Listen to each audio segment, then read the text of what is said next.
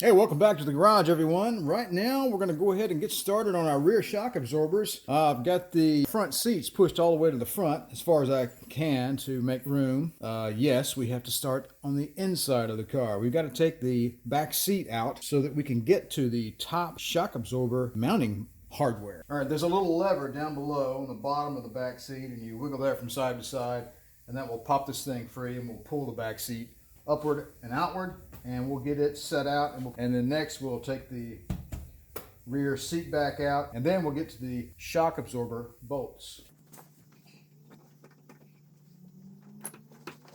Woo, boy, that was hard. Let me find a blanket or something. I'll put the seats on top of the car for now. That seems to be a good location. It looks pretty good underneath there, no rust or anything. So this is the lever that you basically, you just move this from side to side, and it unclips the seat from its mount, and you can just lift it out of there. So pretty simple, really. All right, so here's the deal.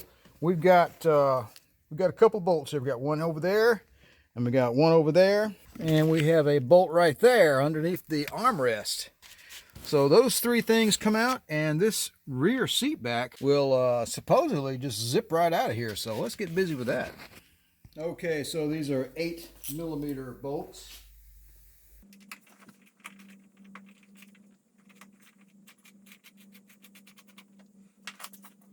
One.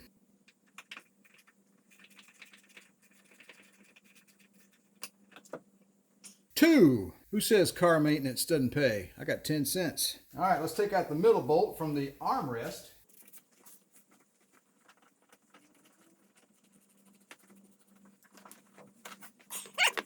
You're supposed to lift upward and then outward, so we're going to see how well that works.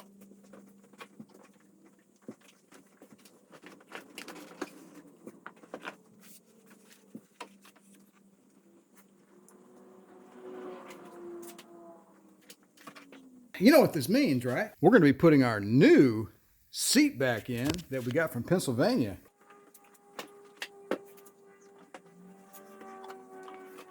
Okay, next step, we've got to peel back this insulation.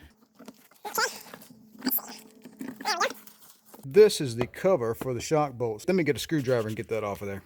All right, not that tricky. This is what the inside of that cover looks like, right? You have a little ridge here to contend with, and that ridge slips under the sheet metal. Okay, so you gotta be a little careful with your screwdriver. You don't want to scratch the paintwork of your car, and I think I did a pretty good job. Tire's the top of the shock. It looks like a 17, but let me go grab a couple of wrenches and we'll get this thing loosened up.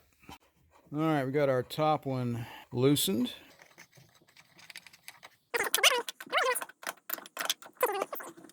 All right, I had to use two hands for all that mess. You have to put a pair of pliers on the top of that shock shaft there to keep that from turning while you turn the nut, obviously. I'm sure you guys have done shocks before. All right, off comes the top washer. Off comes the rubber bushing. We are done for the driver's side shock. Let's move over to the passenger side. I'm not going to film that. Next thing you see will be us unbolting the shocks from the bottom of the car and removing them.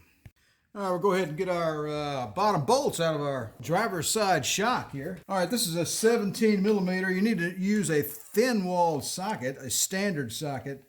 The impact socket is too thick to fit onto the shock.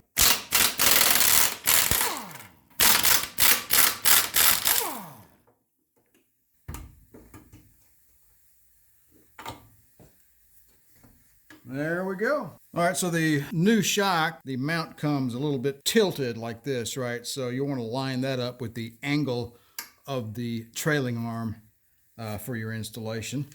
And we have two new bolts. Get this guy up in here. See if we can't hit the hole up in there. There it is.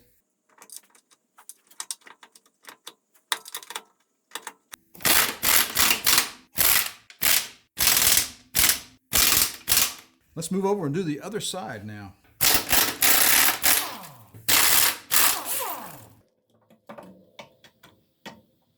Of course, the new shocks come with all the rubber bushings and washers and for the top mount, so we'll need to remove these two locking nuts here, and the top washer and the top rubber bushing.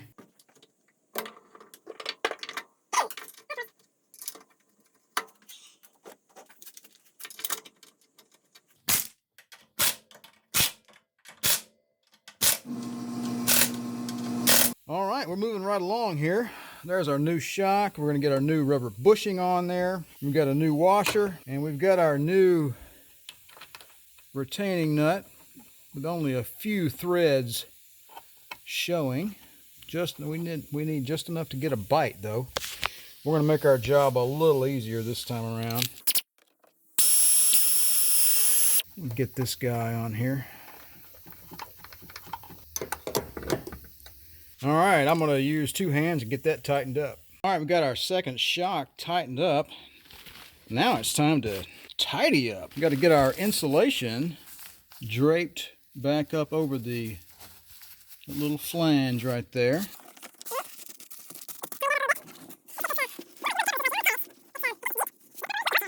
All right, we're going to get our driver's side insulation reattached. Man, you know what? Before I put this seat back in here, I'm going to have to get the vacuum cleaner out. Let's do that. Time for a shop vac. Well, all right, we're back in business. We've got the rear seat reinstalled in our 300 SD. We got our brand new, well, new to me anyway, seat back installed. And you may see something a little bit different. What I'm doing here is I'm giving the 300 SD some executive features that it originally did not come with from the factory. Being the economy version of the S-Class, it did not come with rear headrests. So the new seat back came with the holes for headrests, so I went ahead and got those too. And I think it's a nice little upgrade, to be honest with you. You guys don't tell anybody the car's not stock, okay? Let's just keep that between us. All right, folks, appreciate you stopping by my channel. We are all done with the rear shock replacement, so stay tuned. We have several more areas to touch on in our rear suspension and our brakes. So this is just the first video in that series. So, all right, everybody, that's it for now. We're going to call this a video. Please remember to like, share, and subscribe. And if you'd like to be notified whenever I release a new video, just go ahead and click that little bell down below. All right, talk to you guys later. Take it easy, and have a happy new year.